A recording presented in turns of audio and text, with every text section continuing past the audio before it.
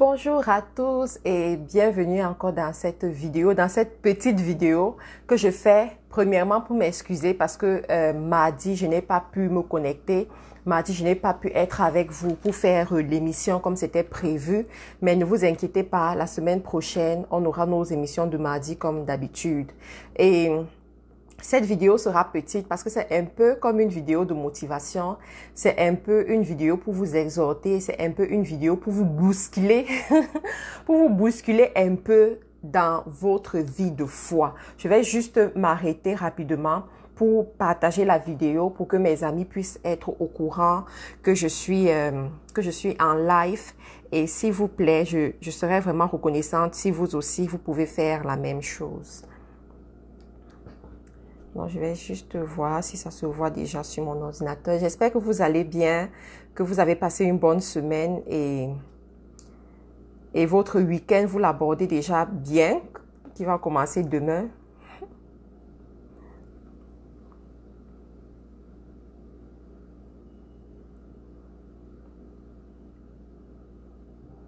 Moi, de mon côté, cette semaine a été vraiment une semaine bousculée.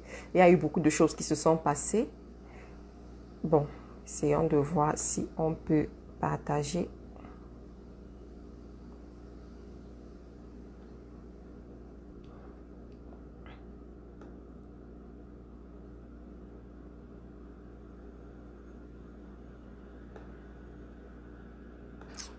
Je ne sais pas pourquoi ça me dérange toujours quand il faut partager comme ça. C'est terrible, quoi.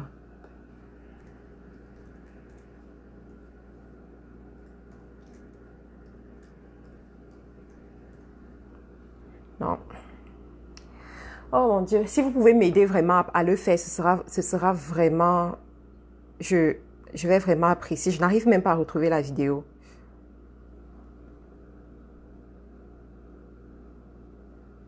Terrible.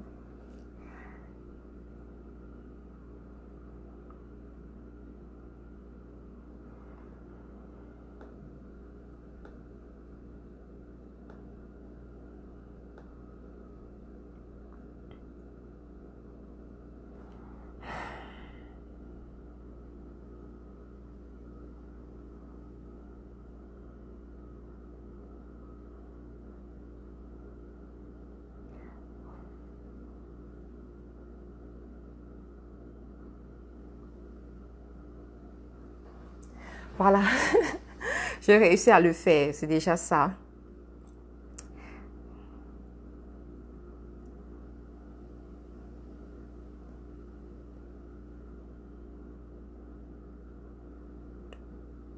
Sincèrement, la technologie, vraiment, c'est pas toujours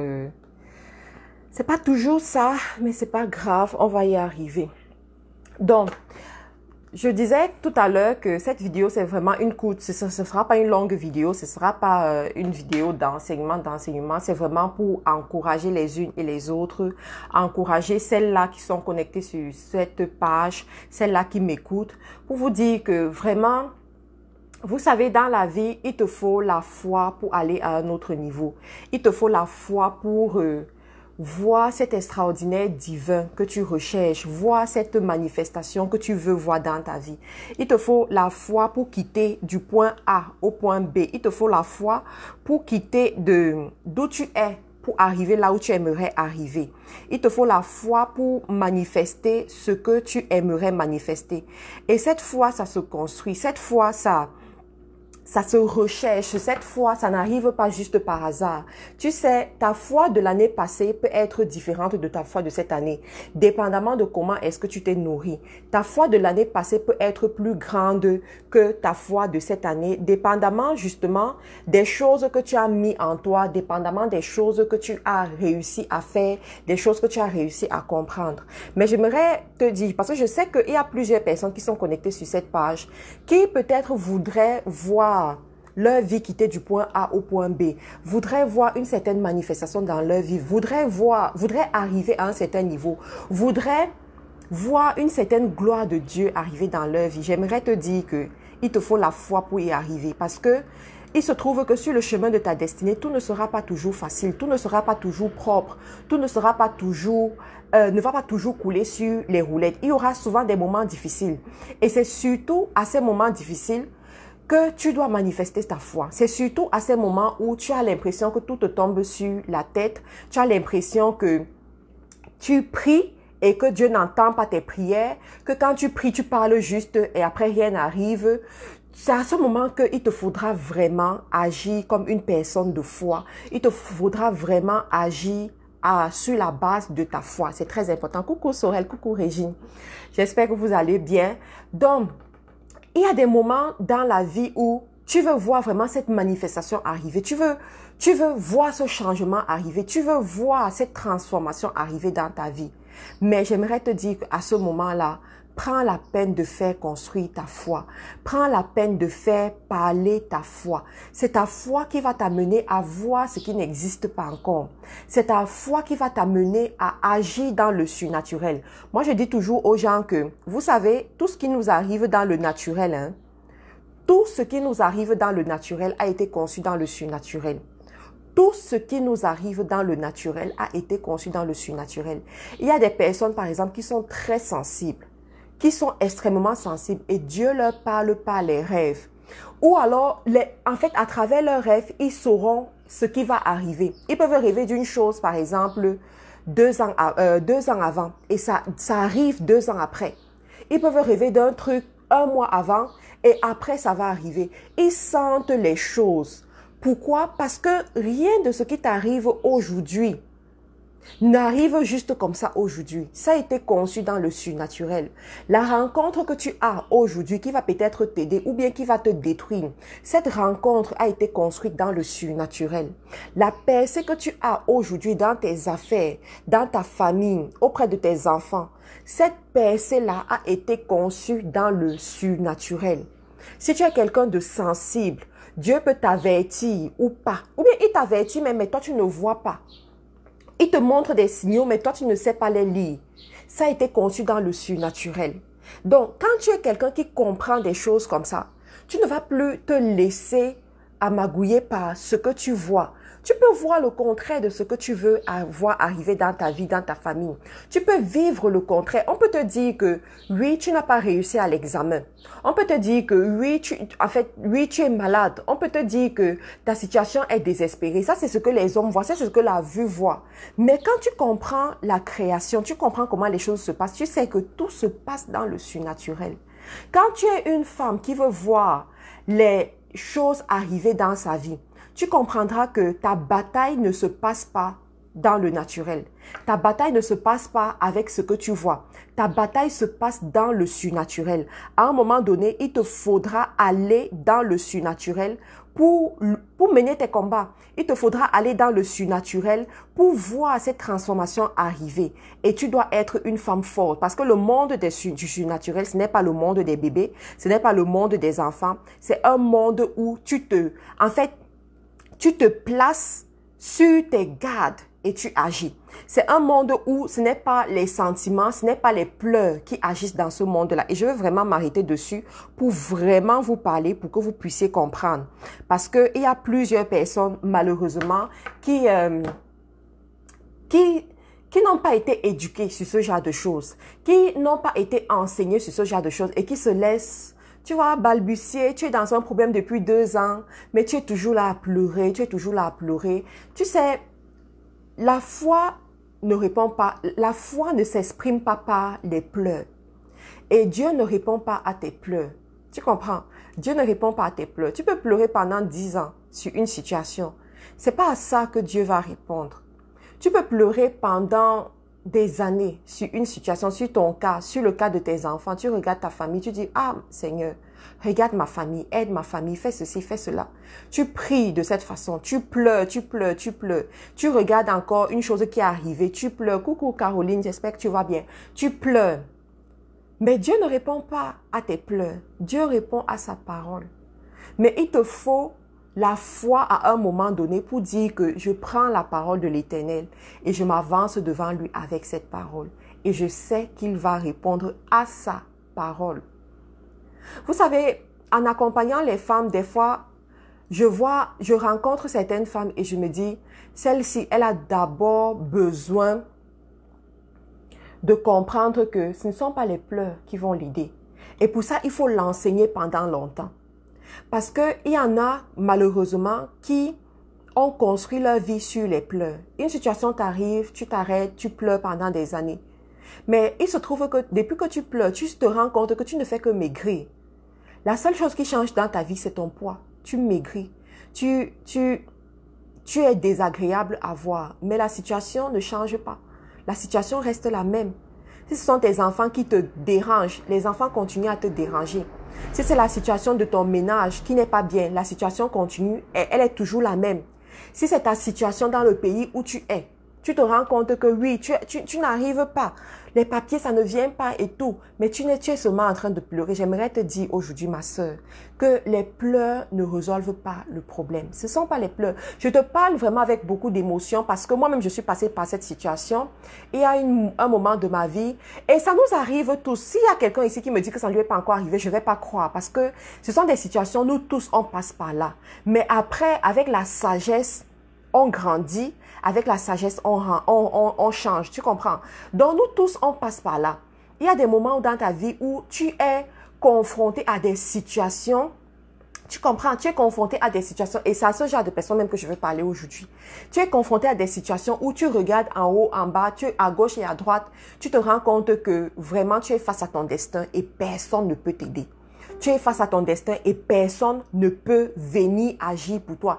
Même la personne qui t'aime le plus ne peut pas vraiment t'aider parce que c'est une situation vraiment fermée.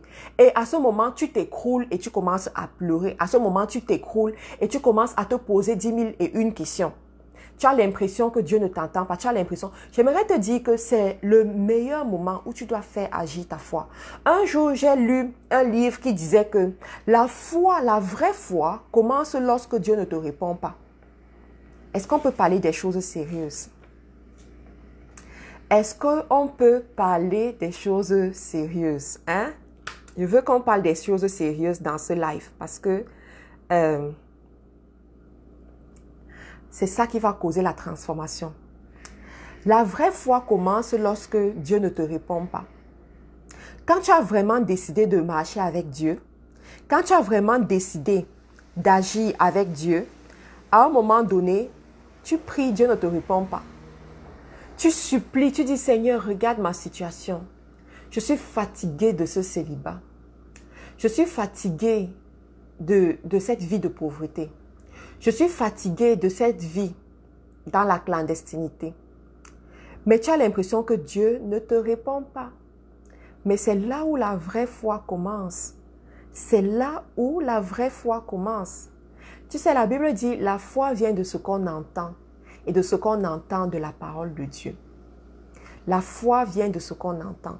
Lorsque tu as l'impression que Dieu ne te répond pas, check, vérifie ce que tu entends. Vérifie ce qui rentre en contact avec tes 5 sens régulièrement. Je me rappelle lorsque j'étais dans mon désert, vraiment ce désert m'a beaucoup appris. Je crois que toute ma vie, je me souviendrai de ça et j'irai toujours puiser la sagesse dans cette période-là. Quand j'étais dans mon désert et que j'étais vraiment dans cette situation où j'avais l'impression que tout était fermé devant moi et que je ne savais pas quoi faire, tout était noir, tout était bloqué et tout.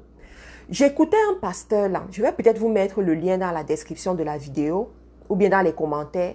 J'écoutais un pasteur, le pasteur David Obweli. Et chaque parole qu'il disait, chaque fois que je l'écoutais, c'est comme s'il répondait à ma question. C'est comme si, quand je l'écoute, c'est que ce qu'il dit, il avait causé avec moi. Ce qu'il dit, en fait, c'est à moi qu'il parle directement. Donc, un jour, je l'écoute et il dit, ta vie d'aujourd'hui est le résultat de ce que tu as entendu jusqu'à aujourd'hui. Ce que tu manifestes dans ta vie aujourd'hui, c'est le résultat de ce que tu as entendu jusqu'à aujourd'hui. Si dans ta vie, tu crois que le mariage là, c'est difficile, avoir les papiers là, c'est difficile, on ne va pas, le territoire où je suis, je ne peux pas prospérer au Canada, je ne peux pas prospérer en France, je ne peux pas prospérer en Angleterre, je ne peux pas prospérer aux États-Unis. C'est difficile, il me faut faire des pieds et des mains. C'est le résultat de ce que tu as entendu jusqu'à aujourd'hui. Si en tant que jeune fille, tu te dis, ok, pour que je puisse subvenir à mes besoins, il faut que ce soit un vieux père qui me donne de l'argent ou bien un homme qui me finance et tout. Ce n'est que le résultat de ce que tu as entendu jusqu'à aujourd'hui. La foi vient de ce qu'on entend et de ce qu'on entend de la parole de Dieu. Ta foi est construite sur la base de ce dont tu t'es nourri jusqu'à aujourd'hui.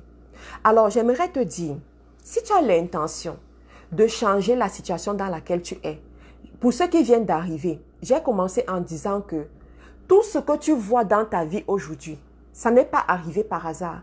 Ça s'est d'abord construit dans le surnaturel avant d'arriver dans le naturel. Et j'aimerais que vous puissiez bien écouter parce que ça va vous aider à vous délivrer. Ça va vous aider à ne plus être, dépendant des pasteurs, des prophétesses ou bien de quelqu'un que vous regardez de loin et vous vous dites que c'est la prière de la personne qui va vous sauver. Vous savez, personne ne peut mieux prier pour votre cas que vous-même. Personne ne peut mieux se placer à la brèche pour ta situation que toi-même. Qui va se mettre à prier pour ton mariage mieux que toi-même? Qui va se mettre à prier pour ton enfant, le fruit de tes entrailles, mieux que toi-même, ma soeur? Qui va se mettre à prier pour tes enfants qui sont en train de peut-être de délirer ou bien de devenir n'importe comment, mieux que toi-même? Tu crois que la personne n'a pas ses propres problèmes? Même si c'est un pasteur chez qui tu payes la dîme, tu crois vraiment qu'il n'a pas ses propres problèmes? Il va te dire qu'il prie pour vous. Ok, il prie pour vous tous. Il prie pour vous tous. Mais il y a des combats spirituels dans lesquels tu dois être comme une lionne. Je vous en supplie. La vie, si ce n'est pas pour les enfants, c'est pour ceux qui comprennent de quoi est-ce qu'il s'agit. Il y a des combats dans ta vie où tu dois te lever comme une lionne. Tu sais, dans la Bible, il y a un qualificatif qui revient lorsqu'on parle de Dieu. Un qualificatif, le lion de la tribu de Juda. Le lion de la tribu de Juda. Si tu connais quelque chose par rapport aux animaux, tu sauras que un lion, c'est l'animal dans la forêt qui ne se laisse pas faire n'importe comment. C'est l'animal dans la forêt qui défend son territoire plus que tout. Il n'est pas le plus fort de la forêt. Si tu connais un peu quelque chose par rapport aux animaux de la forêt. Le lion n'est pas plus fort que l'éléphant. Le lion n'est pas plus fort que certains animaux. Mais le lion est cet animal dans la forêt que lorsque tu passes par son périmètre, tu comprends que tu dois faire attention. Pourquoi? Parce qu'il s'est positionné à un certain niveau. La Bible te parle du lion de la tribu de Juda. Il y a des situations dans ta vie où tu vas avoir à te lever. Mais la mauvaise nouvelle pour toi aujourd'hui, c'est que personne ne le fera à ta place. C'est toi-même qui dois le faire. Je reviens à ce que j'étais en train d'expliquer. Il y a donc tout ce qui arrive dans ta vie aujourd'hui. Ce que tu vois aujourd'hui, ça a été conçu dans le surnaturel. La situation que tu vis aujourd'hui, ça a été conçu dans le surnaturel. Mais le nom que tu veux sur cette situation, ça a été conçu dans le surnaturel. On parle de la rentrée scolaire en ce moment. J'aimerais un peu parler aux parents. Vous savez, c'est la rentrée scolaire. Les enseignants qui vont enseigner à vos enfants, ça a été décidé dans le surnaturel. Écoutez, les enseignants qui vont enseigner à vos enfants, ça a été décidé dans le surnaturel. Il y a des enseignants parmi vos... Pourquoi la lumière me dérange maintenant? Il y a des enseignants qui vont enseigner vos enfants. Que si vous êtes partis dans la prière pour prier, ces enseignants-là ne vont pas rencontrer le chemin de vos enfants. Dernièrement, il y a une femme dans F2 qui nous racontait une histoire par rapport à ses enfants. Et elle disait que pendant toute l'année, et je veux parler aux parents, je vous en supplie, tout se construit dans le surnaturel. Pendant toute l'année, sa fille était dans un groupe. Vous savez, à l'école, on met souvent les enfants dans les groupes et tout. Et dans l'un des groupes dans le groupe où sa fille était, pendant toute l'année, le nom du groupe était Ibou. Le nom du groupe était Ibou. Jusqu'à un jour, Dieu attire son attention sur le nom du groupe où est sa fille. Ibou. Ibou. Ça veut dire quoi? Pourquoi? On ne sait pas. Pourquoi? On ne sait pas. Il y en a parmi vous, en tout cas, on voit les situations, on voit les choses et tout et tout. Mais le point que je voulais te dire, c'est quoi? C'est que quand des choses comme ça arrivent, tout ce qui arrive, c'est d'abord construit dans le surnaturel. Et une fois que tu comprends ça, cela te permet de savoir te positionner. Cela te permet de savoir prendre certaines décisions, de savoir faire certaines choses. Les situations de la vie qui t'arrivent aujourd'hui, ces situations sont conçues dans le surnaturel. Les personnes que tu vas rencontrer d'ici la fin de cette année-ci, tout ça c'est construit dans le surnaturel. Le chiffre d'affaires même que tu vas faire dans ton entreprise, c'est construit dans le surnaturel. L'homme que tu vas épouser dans ta vie, l'homme avec lequel tu vas vivre, tout ça c'est construit dans le surnaturel. Excusez-moi, la lumière, ça me dérange un peu. Je vais essayer d'arranger. Espérons. Je suis ici. Oups, excusez-moi. C'est ça aussi les appareils, hein. Des fois, ça fait ça. Mais le problème, c'est que je ne sais pas comment m'en passer. Ok, on va essayer de faire ça comme ça. Donc, je vous expliquais que tout ça, c'est construit dans le surnaturel. Et à un moment donné, quand tu sais que tu veux voir des résultats différents dans ta vie, quand tu sais que tu veux voir une manifestation différente dans ta vie, tu vas apprendre à attaquer ce surnaturel avant que la surprise ne vienne te surprendre. Tu vas apprendre à attaquer ce surnaturel avant que les choses que tu ne veux pas voir dans ta vie arrivent. Alors, comment est-ce que tu vas faire? Tout ce qui se passe, on te dit quoi? La parole est esprit. La parole que tu sors, la parole que tu dis, c'est un esprit et elle ne revient sans avoir été accomplie. Ça aurait dit, laisse la lumière parler. Ok, j'espère que c'est ok, mais c'est ok. Donc, quand tu comprends ça, qu'est-ce que tu fais? Tu vas apprendre d'abord à prier. Parce que si tu sais prier, il y a des choses que Dieu va te révéler avant que ça n'arrive. Vous savez, des fois, moi, je n'aime pas beaucoup les rêves. Je n'aime pas beaucoup les révélations par les rêves parce que des fois, ça me rend triste. Des fois, ça me met dans des situations un genre. Mais des fois, Dieu passe par des rêves pour me parler de certaines choses, pour attirer mon attention sur certaines choses, pour attirer même mon attention sur l'esprit qui dirige certaines personnes auprès de moi. Et des fois, quand je voyais ça, je laissais, ça passait, et après, je voyais comment ça arrivait, la chose finissait par arriver. Jusqu'au jour où j'ai été enseignée sur les rêves, sur savoir prier sur ses rêves. Quand Dieu te révèle quelque chose, parce que les rêves, ça peut être que c'est Dieu qui te révèle, ça peut être que c'est ton subconscient qui refoule certaines choses que tu as eu à rentrer en contact avec et tu vois ça dans ton rêve. Ça peut être que c'est l'ennemi même qui passe par ton rêve pour te faire voir quelque chose et pour que tu puisses accepter cette chose et que ça puisse arriver. Pourquoi? Parce que rien ne se passe sans que tu ne l'acceptes d'une manière ou d'une autre.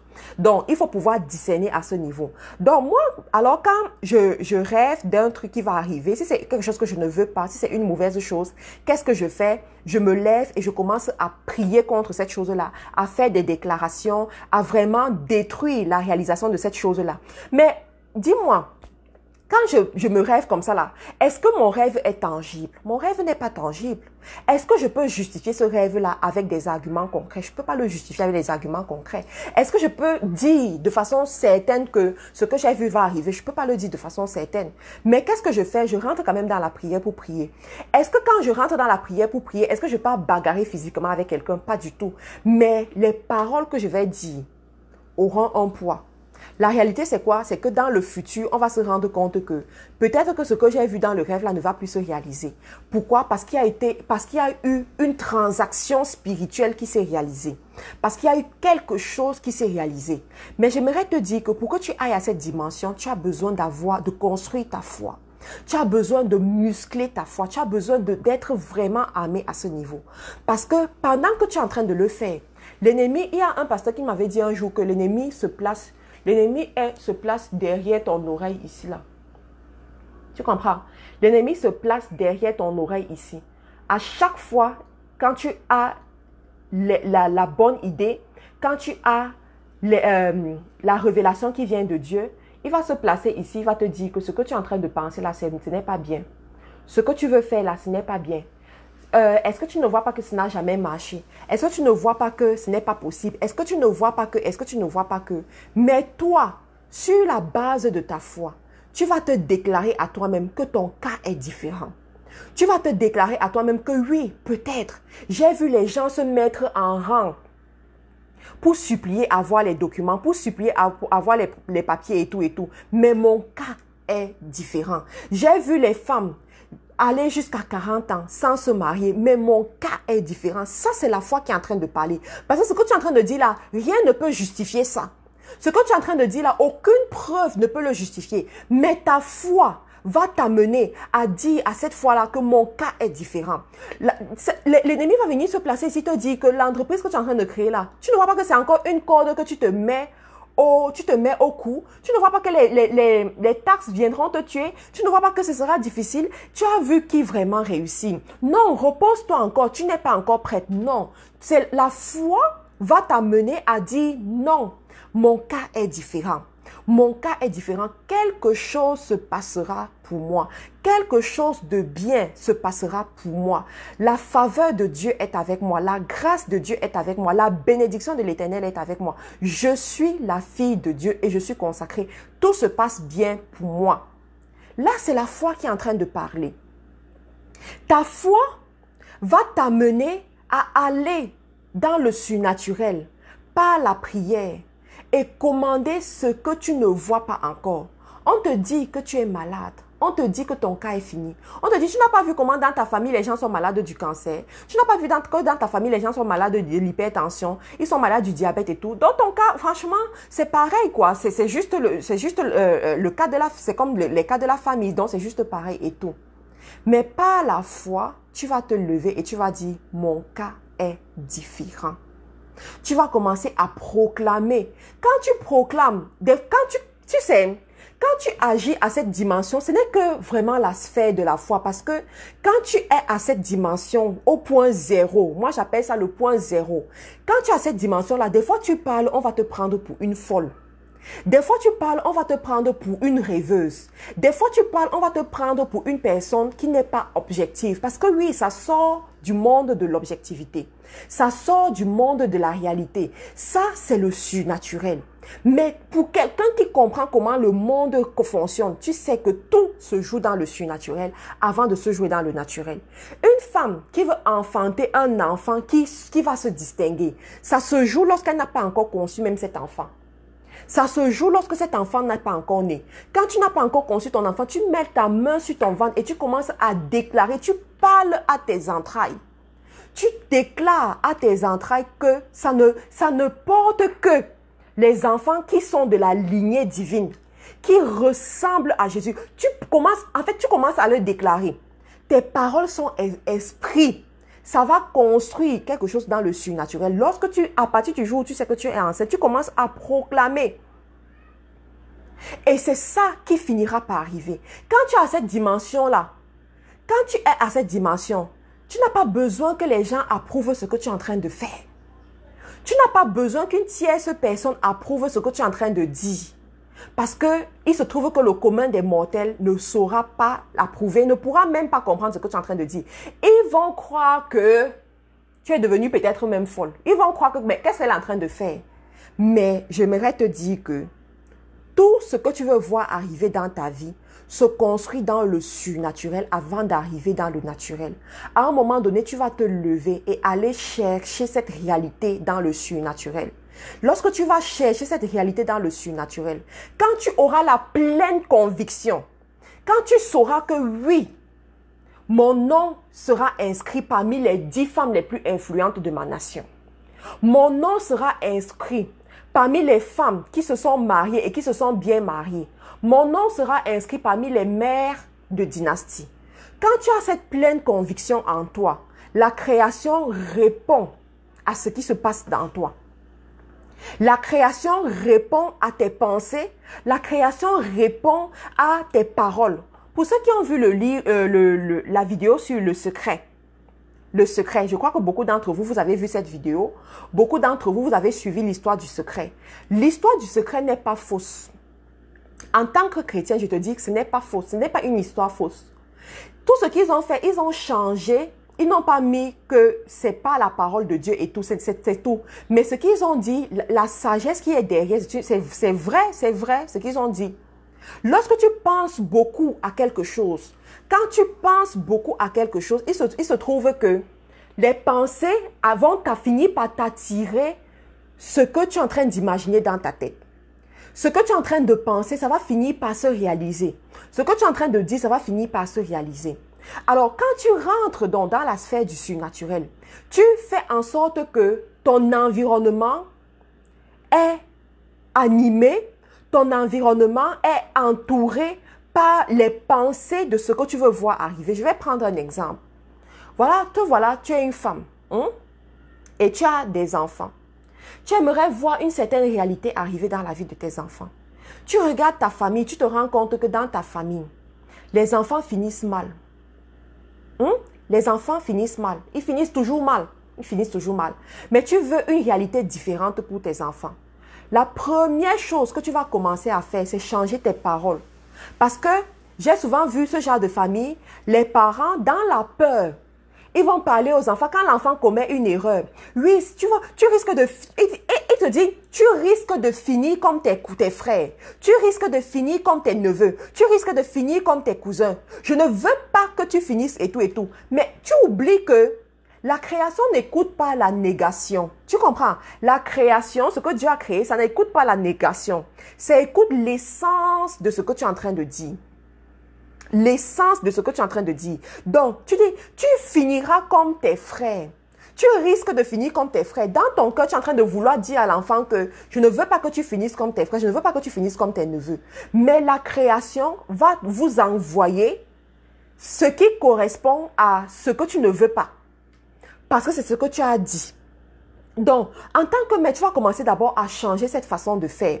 Ensuite, tu vas commencer à tout faire pour que autour de vous, autour de tes enfants et toi, ce ne soit uniquement que des paroles, des pensées qui conduisent à ce que tu veux voir arriver. Par exemple, si tu veux que tes enfants finissent, je sais pas, des grands évangéliques, que tes enfants finissent des grands médecins, des architectes et tout, commence à semer ça en eux. Commence à leur dire, commence à leur parler de cette façon. Donc, tout ce que tu vas dire auprès d'eux, ce n'est que ça. Donne-leur 5 ans, donne-leur 10 ans. Tu vas te rendre compte que même si les enfants-là ne sont plus auprès de toi, tu vas te rendre compte que c'est la direction qu'ils sont en train de prendre. C'est la direction que la vie trouve à leur donner. Pourquoi? Parce que ça a été construit quelque part dans le surnaturel. Ça a été construit quelque part dans le surnaturel. Pour influencer le surnaturel, tu dois comprendre la valeur de la parole. Pour influencer le surnaturel, tu dois comprendre la valeur des mots qui sortent de ta bouche. Et là, je vais t'amener dans le livre de la Genèse. Lorsque Dieu créait l'univers, tu sais, le pasteur dont je vous parle là, le pasteur David et tout, David Obueli, il nous a fait un enseignement dernièrement sur le processus de création de Dieu. Et il nous a montré étape par étape toutes les choses que Dieu a créées pendant les jours de la création. Il arrive à un niveau, il dit qu'il y a des jours où Dieu a créé une seule chose. Il a créé une seule chose. Et dans cette chose-là, ça renfermait plusieurs autres choses. Une seule chose. Ça veut dire, écoutez bien ce que je suis en train de vous dire parce que il y a plusieurs personnes, tu fais des vidéos, tu leur parles des hôtels et tout, ils viennent te dire, oui, Matt, je fais comment pour sortir de là? Dans les hôtels de famille, il y a la dimension de la prière. La Bible te dit quoi? Il y a un genre de démons qui partent par la prière et par le jeûne.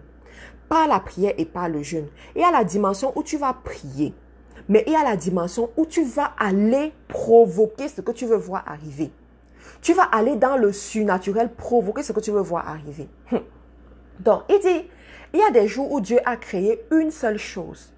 Mais dans ces une seule chose qu'il créait, ça renfermait au moins 10 choses. Au moins 10 choses. Mais quand tu vois le processus de création de Dieu, est-ce qu'on te dit dans la Bible que quand il créait le ciel et la terre, il allait travailler quelque part, il allait faire des choses et tout et tout? Non, c'est pas sa parole qu'il a créée. Si tu veux agir dans le surnaturel, tu dois être quelqu'un qui comprend le poids de la parole. Tu dois être quelqu'un qui comprend le poids des mots qui sortent de ta bouche. Tu dois être quelqu'un qui comprend le principe qui dit que il faut semer et ensuite récolter. Aujourd'hui, tu peux dire des paroles. Tu as l'impression que rien ne s'est passé. Mais demain, tu vas récolter les fruits des paroles que tu as eu à prononcer. Si tu as l'intention de voir une certaine réalité arriver dans ta vie, tu dois être quelqu'un qui sait prononcer les paroles qui correspondent à cette réalité. Aujourd'hui, tu es malade. J'ai lu un livre dernièrement. C'est un livre qui a été écrit, je ne sais pas si ces gens sont chrétiens ou pas, mais la sagesse qu'ils ont ressortie, ça rencontre même ce que la parole de Dieu dit également. Et la personne qui écrivait le livre, c'est un livre qui dit, en fait, qui te montre comment est-ce que il est possible d'avoir tout ce que tu veux. La richesse, la santé, l'amour, tout ce que tu veux, par exemple, par le pouvoir de tes pensées. Tu comprends? Donc, et dans le livre, il disait, on parlait par exemple du cas de maladie. On a pris le cas de maladie et on expliquait que, tu vois, quand il y a des gens, par exemple, qui ne sont jamais tombés malades. Pourquoi? Parce que tout autour d'eux, ils ont été animés dans un environnement où on leur fait comprendre que la maladie, en fait, c'est la santé. Tout ce qui prime dans cet environnement-là, c'est la santé, c'est la santé. Donc, directement, ils ne sont pas tombés malades. Mais les mêmes personnes, on les prend et on les met dans un environnement où quelqu'un est malade et que la personne leur enseigne ou bien leur fait comprendre que en mangeant tel aliment, tu vas tomber malade, en te comportant comme ça, tu peux tomber malade. Et on se rend compte que 2 mois après, ces personnes-là tombent effectivement malades. Et on se demande, mais pourquoi depuis, il n'était pas malade, mais maintenant, il est malade. Pourquoi? Parce qu'il est rentré dans un environnement où on lui a fait croire par les paroles qu'il pouvait expérimenter une certaine réalité. Et effectivement, il a expérimenté cette réalité-là. Et ensuite, on demandait donc à la personne qui expliquait que comment faire pour sortir de là. Qu'est-ce qu'il faut faire pour sortir de cette situation où peut-être que tu es malade et tu veux manifester la santé. Et elle disait que tout passe par ton système de pensée et ce que tu dis.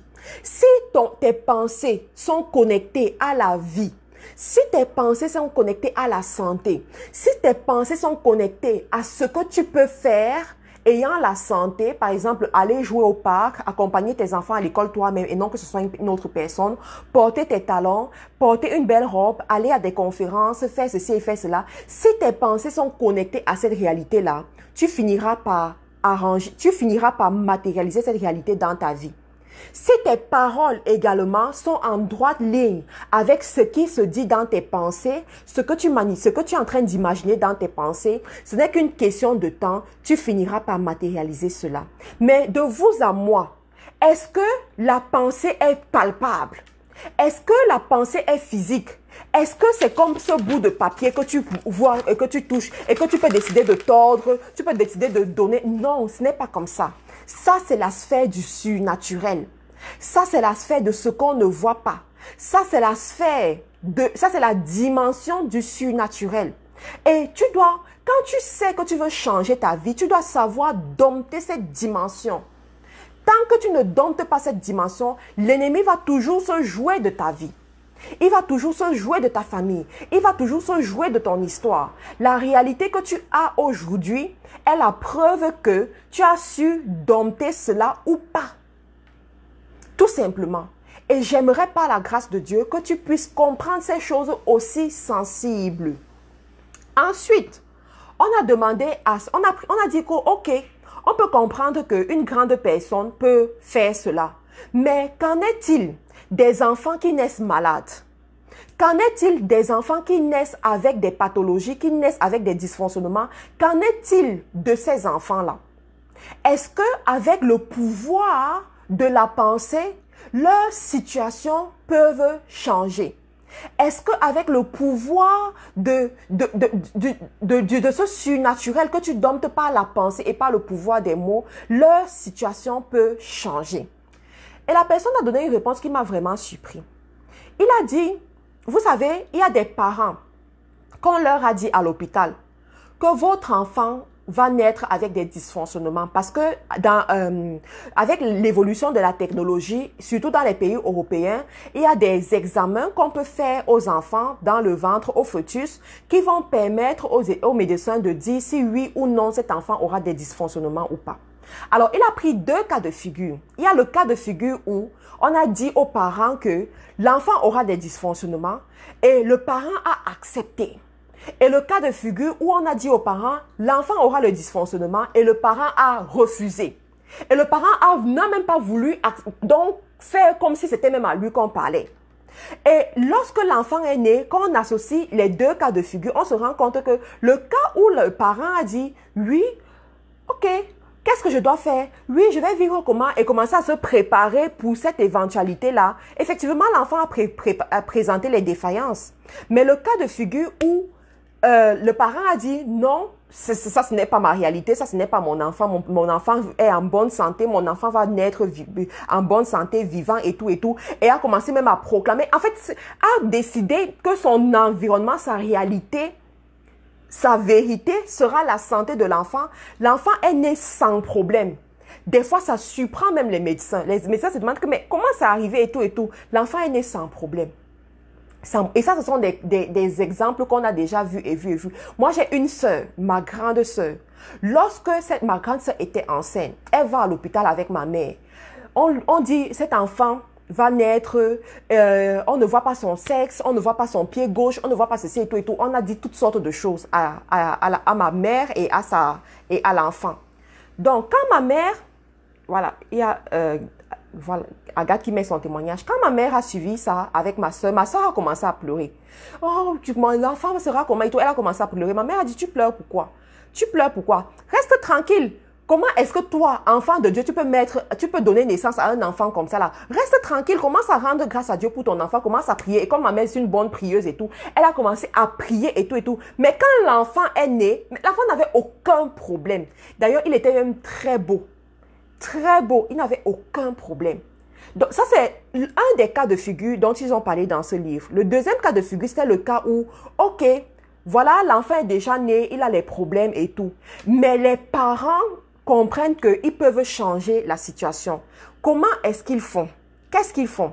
Alors, cette femme qui expliquait, elle dit, vous savez, les enfants écoutent tout ce qui se passe autour d'eux. Tout ce qui se passe autour d'eux, tout ce qui se passe autour d'eux, les enfants écoutent. Les enfants absorbent cela.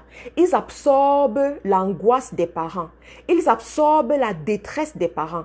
Ils absorbent les peurs des parents. Ils absorbent les joies des parents. Ils absorbent l'assurance des parents. Tout ce qui se passe, ils absorbent cela. Tout ce qui se passe, les enfants absorbent ça. Et si tu es un parent qui sait observer tes enfants, tu te rendras compte que lorsque tu es triste, l'enfant aussi, tu te rends compte que l'enfant est un peu un genre et tout. Lorsque tu es contente, tu te rends compte que voilà, l'émotion est là et l'enfant est enthousiaste, l'enfant est content et tout. Pourquoi? Parce que l'enfant absorbe tout ce qui est autour de lui. Alors, il est en train de dire que si il expliquait aux parents qui avaient cette situation, il a même pris l'exemple d'un enfant célèbre qu'on connaît et tout, que si les parents veulent que l'enfant puisse avoir une autre réalité, si les parents veulent que cet enfant puisse avoir une autre réalité dans sa vie, il faut que ses parents commencent à voir cet enfant différemment. D'abord, il faut que ses parents commencent à voir cet enfant différemment. Si les parents pensent que l'enfant est malade, oui, l'enfant est malade, il faut le considérer comme un malade, il faut le prendre comme un malade, l'enfant va rentrer dans la sphère de la maladie, va rentrer dans le comportement du malade, va rentrer dans le comportement du nécessiteux, le comportement de celui qui veut dépendre et tout. Il va rentrer dans ça et sa situation va même s'empirer. Mais si les parents commencent à le considérer par rapport à ce qu'ils veulent qu'il soit, ça veut dire quoi? Tu vois bien comment ton enfant a peut-être une pathologie, tu vois bien comment l'enfant peut-être a des défaillances et tout. Mais tu te dis que cet enfant, il peut devenir un leader. Cet enfant, il peut devenir un exemple pour d'autres enfants. Cet enfant, il peut devenir un modèle pour d'autres enfants. Moi, je vais le considérer comme ça. Tu commences à éduquer. En fait, tu commences à parler à l'enfant de cette façon. Tu commences à l'éduquer de cette façon. Tu commences à le voir de cette façon. Il se trouve que il y a des réalités qui vont commencer à s'opérer dans la vie de cet enfant, qui vont conduire à la réalité que toi, tu as décidé. Mais il se trouve aussi que ce n'est pas facile. La réalité, c'est que ce n'est pas facile d'arriver à ce niveau. La réalité, c'est que ce n'est pas facile de se comporter de cette façon. À un moment donné, il faut que tu te positionnes comme une personne qui a la foi. Il faut que tu te positionnes comme cette personne qui a vraiment musclé sa foi pour arriver à cette dimension. Parce que les gens qui sont autour de toi, les gens qui sont autour de toi, ils vont te faire croire le contraire. Ils vont te faire croire que ce que tu es en train de dire, ce que tu es en train de faire, non, ce n'est pas comme ça. Tu es trop dur avec l'enfant, tu es trop ceci, tu es trop cela. Non, mais tout est une question du surnaturel qui se fait voir dans le naturel. Tu dois être capable de rentrer dans ce surnaturel par tes pensées, par tes paroles pour qu'ils puissent se matérialiser. Je vais prendre un autre cas. Tu es une femme, par exemple, tu es mariée, tu as ton mari, mais tu te rends compte que votre famille n'avance pas bien. Vous n'arrivez pas à prospérer comme Dieu aimerait que vous puissiez prospérer. Vous n'arrivez même pas peut-être à vous marier parce que vous manquez d'argent. Vous n'arrivez pas à avoir une progéniture parce que ça n'arrive pas ou bien et tout, il y a des problèmes et tout. Vous n'arrivez pas à expérimenter la paix dans votre maison. J'ai eu par exemple un cas comme ça dans le coaching. J'ai dit à la femme que, tu sais, tu es encore à la dimension de bébé spirituel. De bébé spirituel où tu imagines, tu penses que tout va te tomber sur la table. Tu penses que ça arrive comme ça par hasard. Moi, je dis toujours aux gens que pour obtenir la meilleure version d'une chose, il faut prier pour cette chose-là. Quand tu pries pour quelque chose, avant d'avoir la chose, tu obtiens la meilleure version. Et tout ce que tu as eu par la prière, tu dois le garder par la prière. Je peux répéter? Tout ce que tu as eu par la prière, tu dois le garder par la prière. Je m'explique. Tu as prié pour enfanter, pour avoir un enfant. Tu dois garder la vie de cet enfant-là par la prière. Tu as prié pour que Dieu te bénisse pas avec la grâce du mariage. Tu dois garder ce bon mariage par la prière. Malheureusement, beaucoup de gens, vous aimez manipuler Dieu. Manipuler Dieu. Seigneur, je te promets, hey, si tu me donnes un mari, je te promets, je vais te servir. Je vais évangéliser. Je vais faire ceci, je vais faire cela. Tu manipules Dieu. Maintenant, il te donne ce que tu veux, tu tombes dans le sous-songo, tu l'as oublié. Complètement, tu l'as oublié. On t'appelle même de venir prier, tu dis que chaque jour, je suis fatiguée même de vos proclamations de chaque jour là. Laissez-moi dormir. Il faut que je dorme. Laissez-moi, je dois dormir, je dois me reposer et tout. Pourquoi? Parce que tu as déjà eu, mais tu oublies que tout ce que tu obtiens par la prière, tu dois le maintenir par la prière. Autrement, ce ne sera plus ce que tu as eu. Autrement, la situation va être altérée. Autrement, tu ne vas plus bénéficier de la grâce que tu bénéficiais auparavant. Moi, je dis souvent à certaines personnes que, tu sais, des fois dans ta vie, tu commences à voir comment ça balbutie. Tu commences à voir comment les choses ne vont pas bien. Cela veut dire qu'il y a des choses que tu faisais avant que tu ne le fais plus. Avant, ton business prospérait. Avoir 10 clients par semaine, ce n'était pas un problème. Avant, tu avais une certaine faveur, une certaine grâce. Les gens venaient facilement vers toi. Ils venaient vers toi, ils restaient auprès de toi. En fait, ils t'aimaient facilement. Facilement, les gens te cadeautaient, les gens te donnaient. En fait, tu avais une certaine grâce qui accompagnait ta vie. Mais tu te rends compte que maintenant, tu déposes les dossiers même quelque part, on ne te donne pas. Tu demandes, tu exposes tes produits, on n'achète pas. En fait, tu n'as pas ça. Tu n'as plus cette grâce-là. Tu te rends bien compte que ça a changé. Avant, il suffisait que je fasse juste un petit truc. L'argent est déjà tombé. Il suffisait que je me place un peu comme ça là mais la faveur m'a déjà localisé. Mais maintenant, tu dois hustle. Tu dois souffrir. Tu dois, c'est difficile, c'est difficile. Check ta vie. Et examine ta vie. Examine ce que tu faisais à cette période-là. Est-ce que tu continues à faire cette chose-là? Il se trouve que peut-être avant, tu te levais chaque matin pour proclamer sur ta vie, proclamer sur ta journée. Maintenant, tu t'es trop habitué à la grâce. Tu t'en fous même de proclamer. Il se trouve que peut-être avant, tu étais généreuse. Tu savais donner aux nécessiteux. Tu savais donner à la veuve, à l'orphelin. Tu savais donner à d'autres personnes même sans qu'ils ne te demandent. Maintenant, tu ne donnes même plus. Tu t'en fous. Tu te dis que tes problèmes sont plus importants. Ta belle robe que tu dois porter est plus importante. Il se trouve qu'avant, peut-être que tu entendais qu'il y a un projet chrétien quelque part, un projet d'évangélisation quelque part, une conférence chrétienne qu'on est en train d'organiser. Et tu partais rapidement dire que non, la conférence ne peut pas avoir lieu sans que mes 10 € soient parmi. La conférence ne doit pas avoir lieu sans que ma participation soit parmi. Tu faisais les choses comme ça. Tu faisais ça. Et ça t'aidait à vivre dans une vie de grâce. Tu avais la grâce autour de toi, tu avais la faveur, tout se passait bien et tout. Mais à un moment donné, tu t'es demandé que mais ça fait même quoi dans ma vie? Si je laisse même ça, qu'est-ce qui va changer et tout? Tu as laissé, tu as abandonné. Et maintenant, il se trouve que les choses que tu avais facilement, tu ne les as plus. La paix que tu expérimentais dans ta maison. Avant, comme ça, ton mari pouvait venir, il t'enlace, il te fait les cadeaux. Mais ce que tu dis, tu as même l'impression que l'homme, il attend seulement. Donc, il répond à ton soupir. À ton soupir, il répond. Mais maintenant, pour qu'il t'accorde même son sourire, tu dois souffrir pour qu'il t'accorde ça. Pour qu'il t'accorde même le temps, pour passer du temps avec lui, tu dois quémander et tout. Ma chérie, va vérifier ce que tu faisais avant que tu ne fais plus.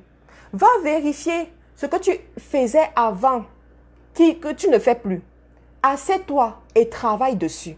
Vous savez, on aime regarder ceux qui réussissent. Quand tu vois quelqu'un qui réussit, tu aimes ça, tu aimes regarder, tu veux être à la place de cette personne. Mais je dis toujours, le secret des champions se trouve dans leur histoire. Le secret des champions se trouve dans leur histoire. Rentre dans l'histoire de cette personne. Vois ce que cette personne fait. Peux-tu faire cette même chose? Peux-tu payer ce prix? Peux-tu payer ce prix pour avoir cette réalité? Si tu ne peux pas payer, reste tranquille parce que ce que tu es en train de rechercher là, c'est la sorcellerie.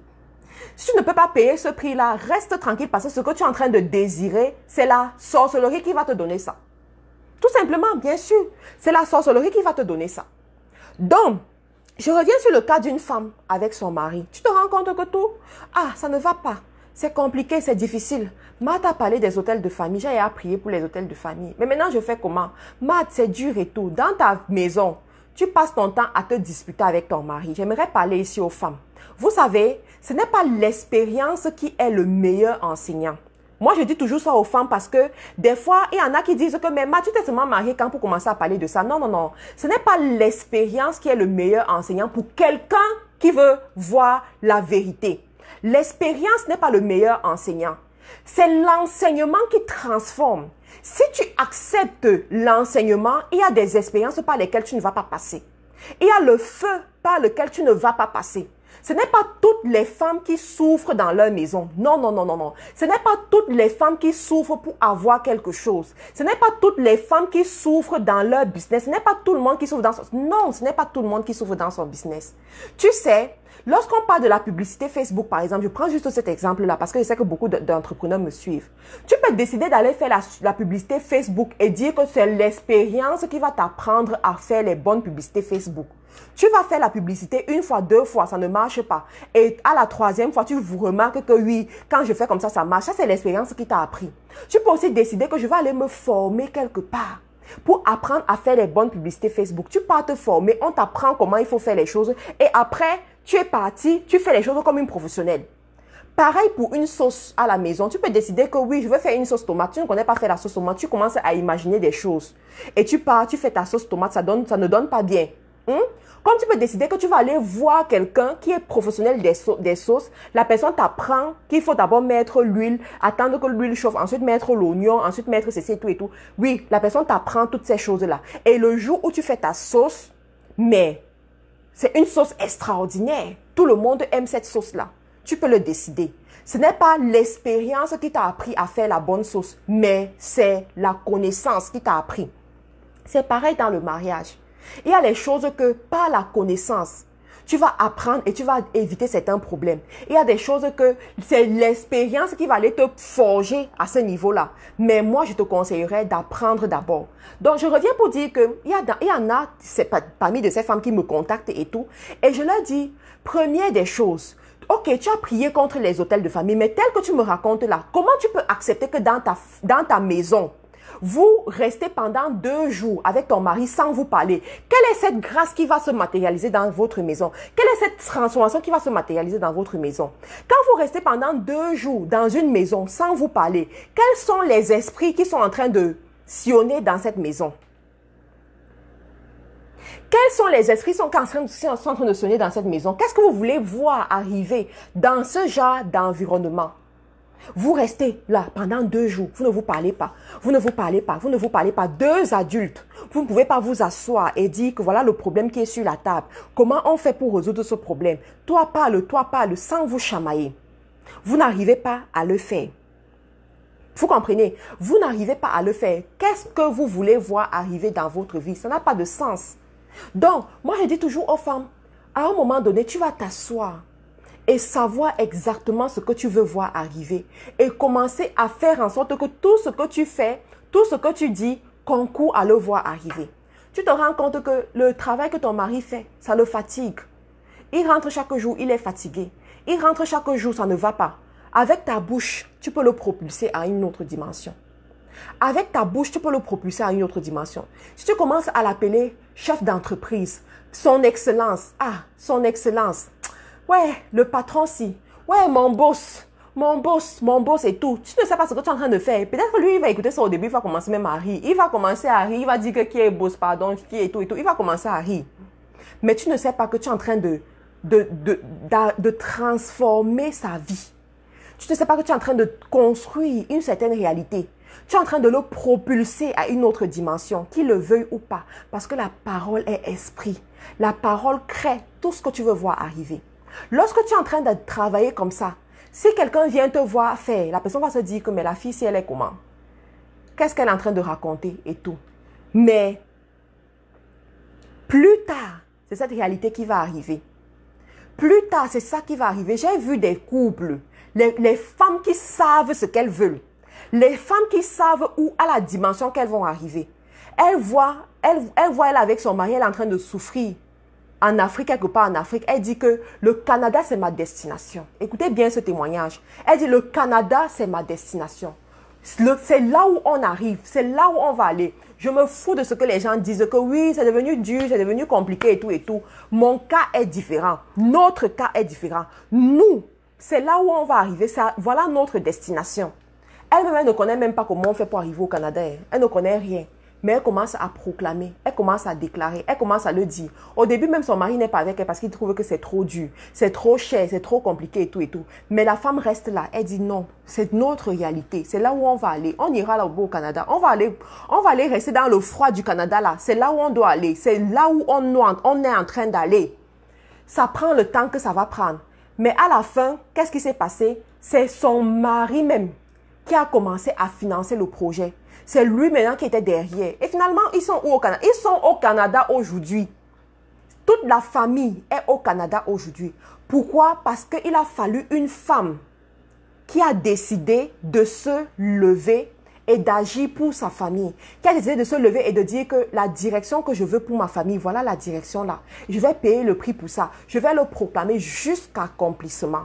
Je vous en prie, je ne veux pas que cette vidéo soit trop longue parce que j'ai d'autres choses à faire et tout et tout. Mais j'aimerais que chacune d'entre vous qui est ici là, quelle que soit la situation dans laquelle tu es, j'aimerais te dire que tu peux changer cette situation. Peut-être aujourd'hui, ça a l'air impossible.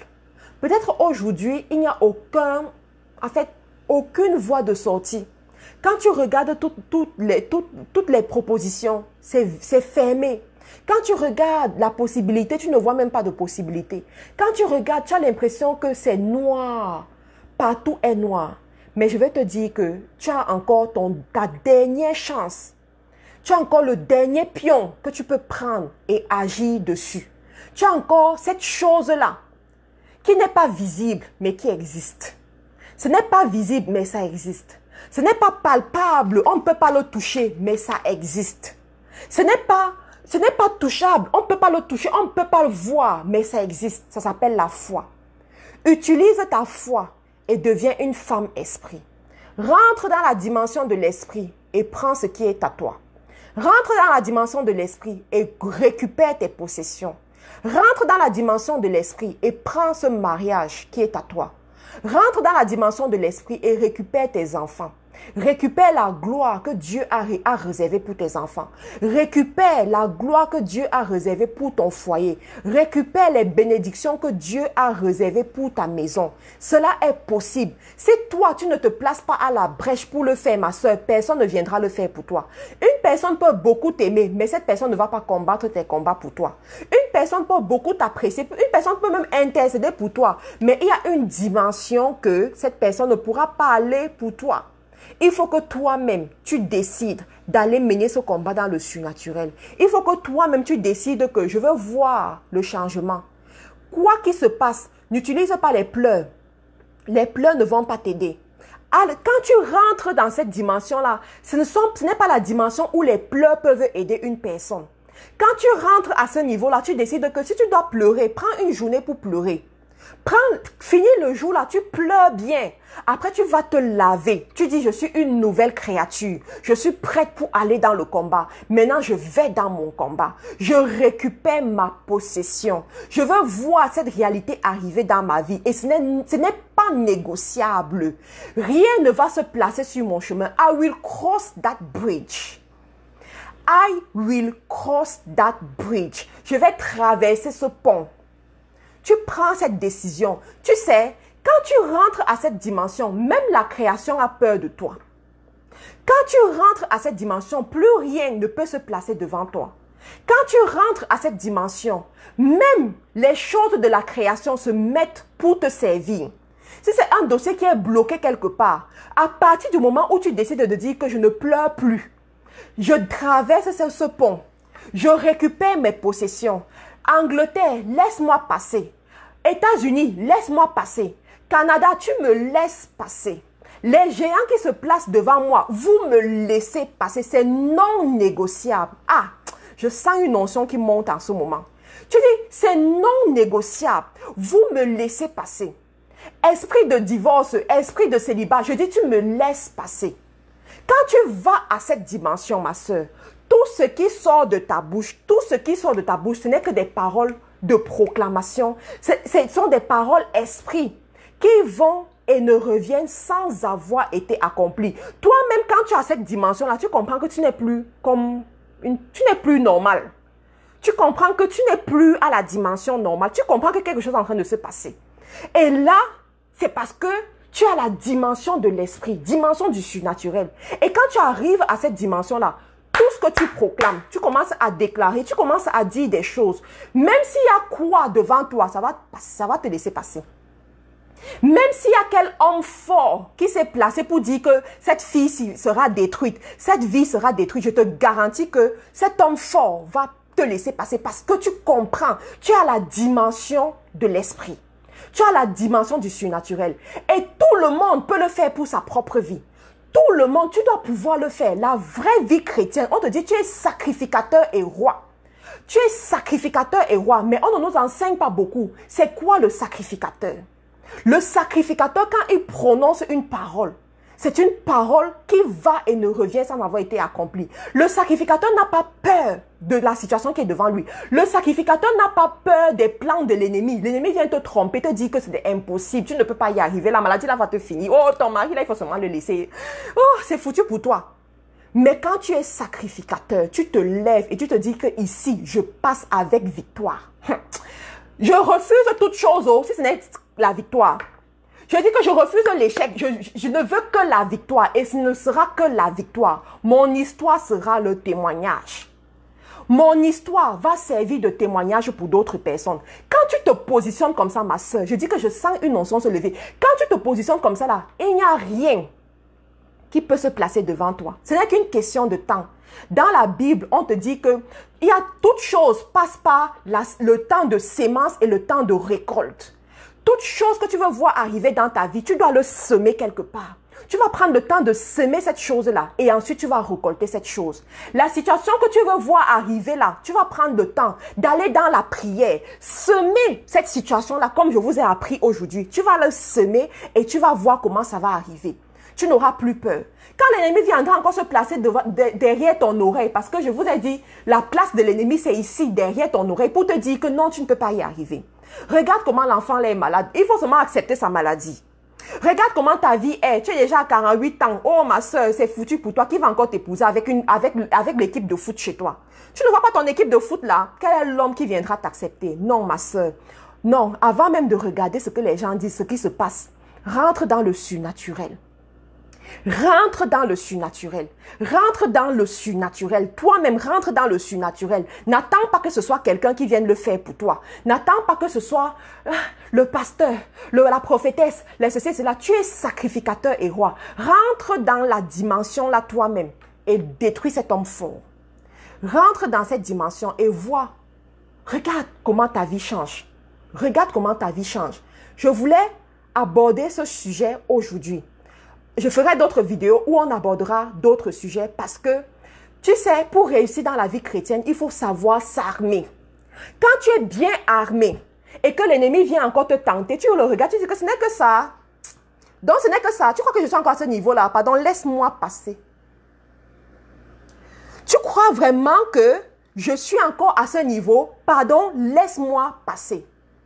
L'ennemi vient te tromper, te dire que tu ne peux pas y arriver. Le pays dans lequel tu es trop dur. Le Canada où tu es là, c'est trop dur. L'Angleterre, les États-Unis, c'est trop dur. Le Cameroun, là, c'est trop dur. Tu dis, tu es encore à ce niveau. S'il te plaît, laisse-moi passer. Tu es encore à ce niveau. J'ai déjà compris. J'ai déjà compris que le territoire que mes pieds ont foulé, je l'ai en possession. Et quand tu as un territoire en possession, tu ne l'as pas seulement pour toi. Tu l'as également pour le fruit de tes entrailles, pour ta descendance. Parce que la Bible dit quoi?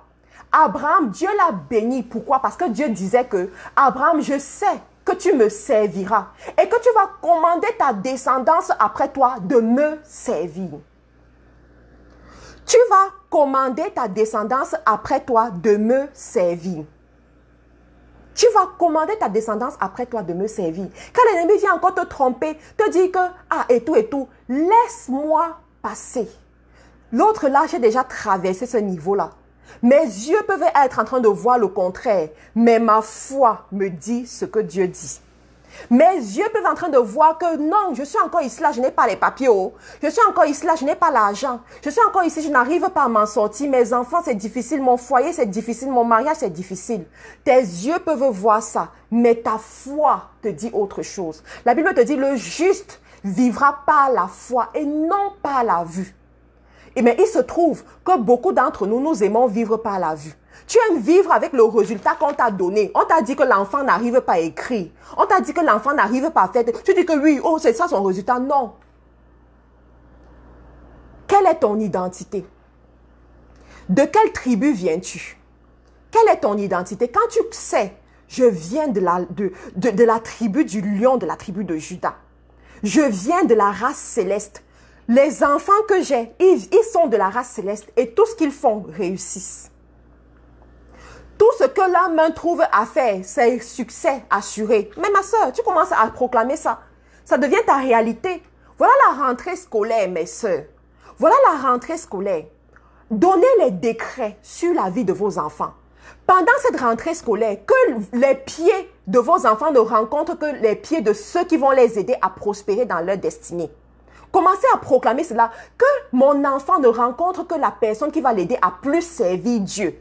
Que mon enfant ne rencontre que la personne qui va l'aider à plus être obéissant, à plus être intelligent, à plus... Commence à le... Mais si tu laisses ça au hasard, mais le hasard donnera ce qu'il veut à ton enfant. Commence à rencontrer que l'Esprit de Dieu est dans l'école où mon enfant va.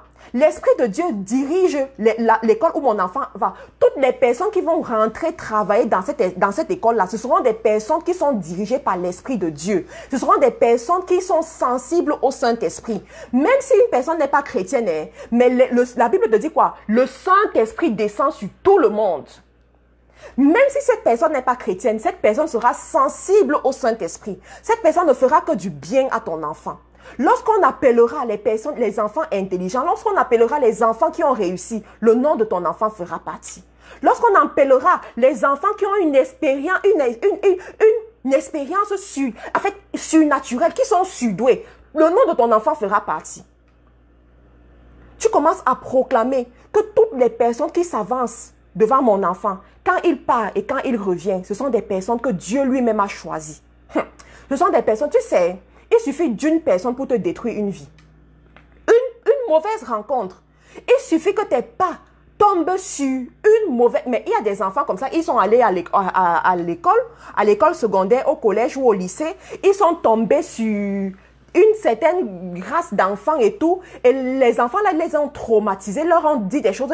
Mais ils sont devenus complètement quelqu'un d'autre. Mais toi, tu vas te lever et tu vas envoyer des décrets. Tu vas prier que les personnes, les pas de mes enfants... Tu sais, moi, ce que je fais souvent, ce que je fais souvent, je parle à la terre. Pourquoi? Parce que la terre, c'est là où nous tous nous marchons. Tous nos pas là, c'est sur la terre.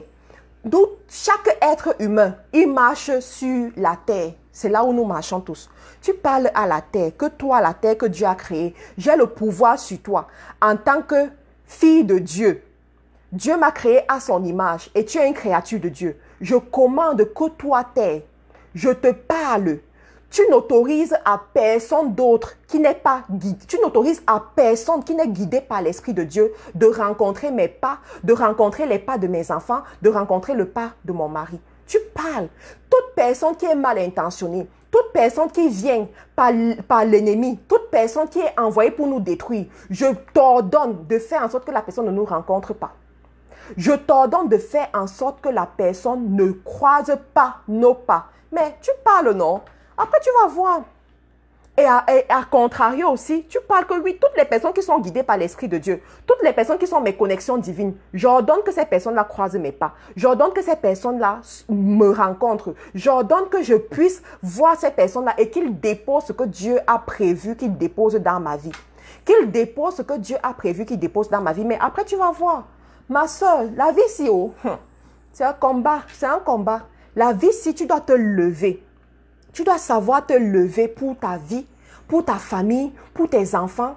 Quand tu commences à prier pour tes enfants, tu ne dois pas regarder ce que les gens pensent. Tu ne dois pas regarder... Non, non, non. Tu parles par rapport à ce que tu veux voir arriver. Et toi-même, tu mangeras les fruits de ce que ta bouche a proclamé, de ce que toi-même tu as dit. Voilà, c'est ce que je voulais partager avec vous aujourd'hui. On a commencé déjà avec la formation du bootcamp.